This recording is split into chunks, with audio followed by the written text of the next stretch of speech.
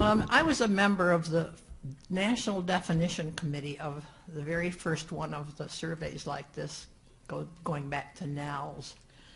And so I know from having tracked this kind of activity for a long time that nothing like this conference happened after either the NALS or NAL. It's great what you've done, and not just this research conference, but your website, which I find is more fantastic every time I look at it, and I hope everybody will check it out. It's full of all sorts of useful resources. I think that the longer we can keep PIAAC findings and analysis alive, the better. It's one of the best tools we have to inform action and keep the pressure on. So I hope you'll have the funds to stay proactive, really. Now, if you held up a sign that told me my time was up, I would have one sentence message for you, maybe two, and it would be, here's my whole message. Let's get real. It's largely about funding. I'm not going to comment. Well, let me keep going here. I was asked to think some big issue about big issues. And I'm just going to make maybe half a dozen points on things I think we need to do, if you want to call them next step things, if we're going to extend and improve service substantially in this country, because in the end that's what it all comes down to. CAAL, my organization, that's the acronym for it, CAAL, we posted a long blog not long ago with pages, 30-some pages of recommendations from 30 national leaders around the U.S. On national and state policy and planning issues. And some of the people who contributed to that are here. They pretty much cover the waterfront, so I decided not to go there. You can get copies of the blog on the table or go to the website where it is, and I can give you the address for that. On the train down here, I mean, I prepared my remarks. I was told I had 10 minutes to fit into 10 minutes, and I timed them. And then, and talked fast. But on the train on the way down here, I remembered a couple of experiences I had on the Hill on the way to WIOA, and I decided that enough time has passed that I'm going to share them with you. When this conversation was still about WIA and reforming and improving that bill, we had in the House, the Democrats were in control of the House then, the best legislation for the kind of stuff we're talking about, that way better than WIOA. It was the version crafted by the Democrats, and we were doing everything we could, groups like mine and CLASP and so on, to advance it. And so I was regularly on the Hill pushing things, and one day I called from my office, the staff, and said, how's it going today? And she said, well, to be honest, we just all came out of a staff meeting, and adult education and we were elephants in the room. That's worth remembering. As a result of which, the Congress got taken over by the Republicans. We got a bill created by Virginia Fox, which nobody liked outside of, the House of Representatives. And we moved on until we got WIOA, which is a good, solid bill. But we could have had better. So we'll come back to that just briefly at the end, why I'm telling you that. I went to a hearing, this is the second story, where the Subcommittee on Education and Workforce, which was chaired by Virginia Fox, and they wwere talking about WIA and some related matters and workforce education. And it was the person I'm talking about whose office told me elephant in the room was Representative George Miller, who's a good guy in other regards. So he was on the subcommittee, and he objected to something that Representative Fox said about the Republican version of the bill that was being discussed, and he was right on the points. But she was more right because she turned to him and said, You could have passed your bill if you'd done it when you were in control of this chair. Anyway, with the passage of WIOA, adult education, which is Title II of that bill, is now expected to devote a larger part of its mission to upgrading adult skills and moving adults toward work and college. We haven't talked much about college today. WIOA calls for 1/4 of the required state planning to be from adult education. And just in passing, I'd say I don't think adult education and people concerned with employment and Title I issues and so on really understand each other very well or talk together as much as they should.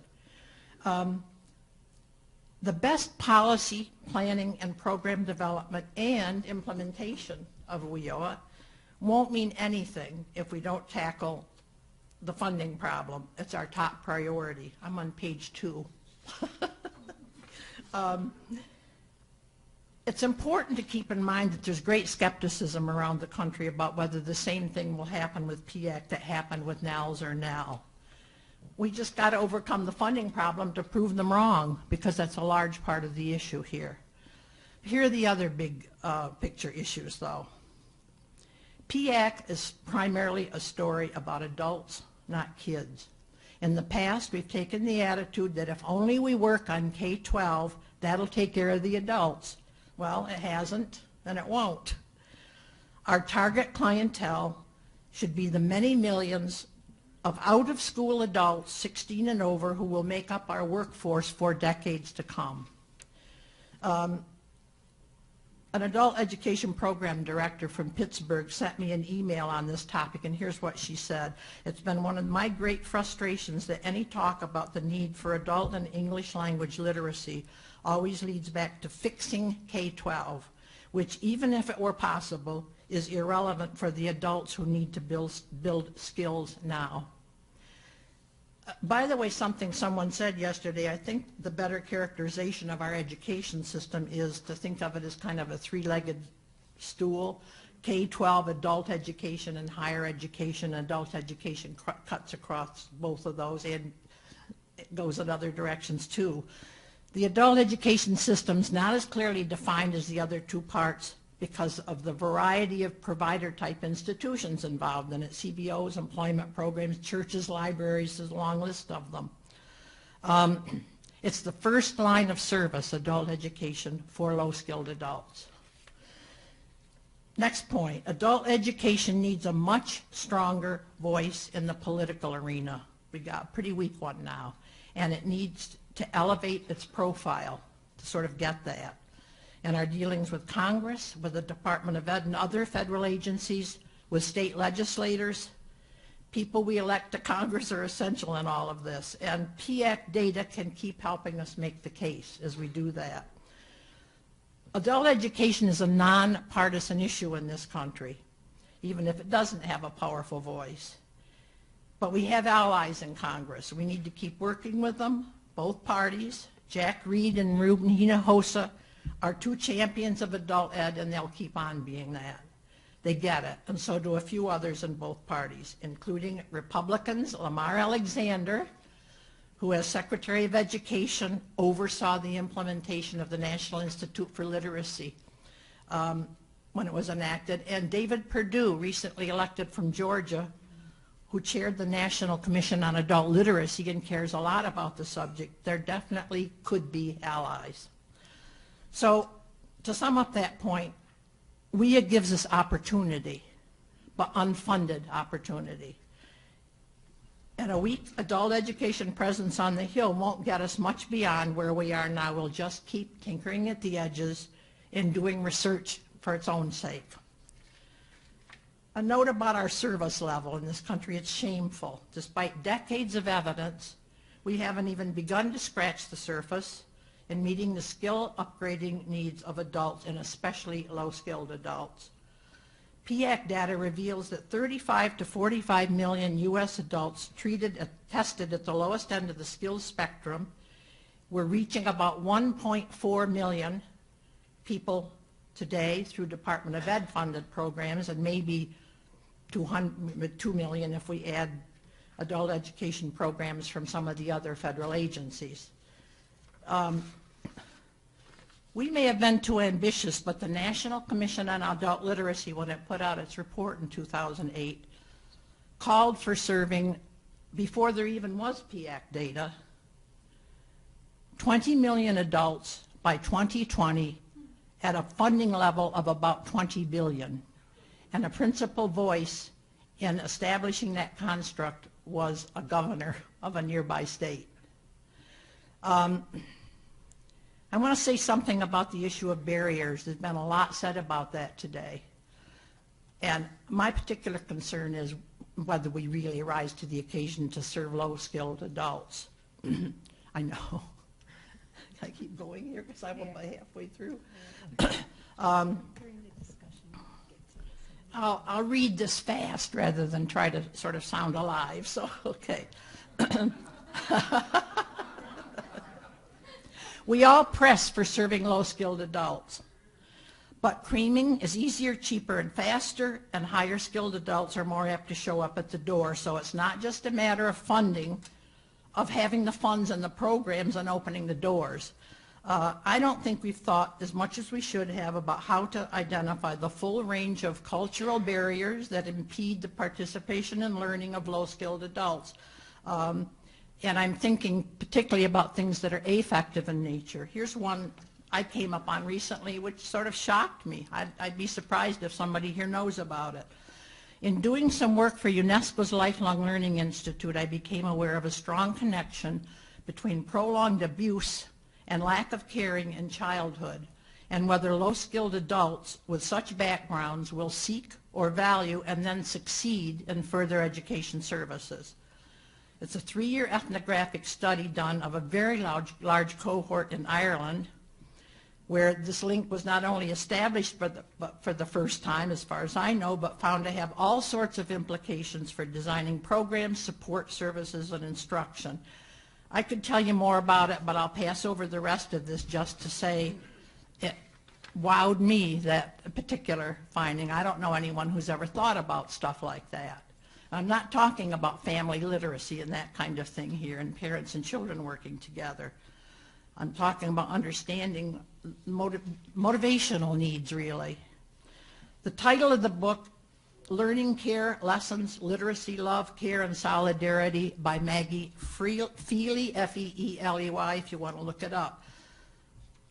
To shorten the point, partnerships and collaboration, a lot has been said about the importance of that, and they're vital for funding and all sorts of other reasons. We'll get better outcomes, for one thing, if we sort of do more of it. And I'm talking about politicians and business and mayors and governors, corporate and private philanthropy.